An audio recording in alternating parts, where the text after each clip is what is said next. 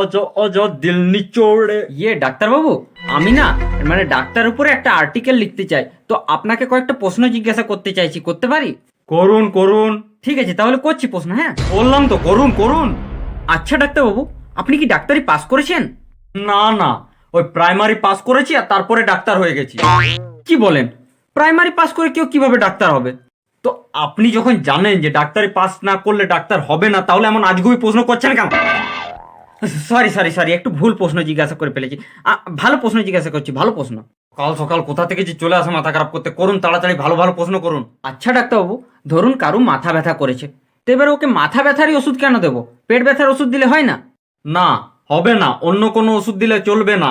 মাথা ব্যথা মানে মাথা ব্যথারই ওষুধ দিতে হবে। কেন হবে না ডাক্তারবাবু? এটাও তো ব্যথা, ওটাও ব্যথা, পেট ব্যথাটাও ব্যথা, মাথা ব্যথাটাও ব্যথা, তো একটা ওষুধেই তো দুটো কাজ করার কথা না? আচ্ছা, তাহলে আপনাকে একটা এক্সাম্পল দিয়ে বুঝিয়ে দিচ্ছি আমি। ওকে ওকে ওকে। এইবারে এই যে আপনি আজগুবি প্রশ্ন তখন থেকে আমাকে করে যাচ্ছেন, এবারে আপনাকে তো আমাকে লাথি মারতে হবে, থাপ্পড় মারলে তো আপনাকে কাজ চলবে না, বলুন।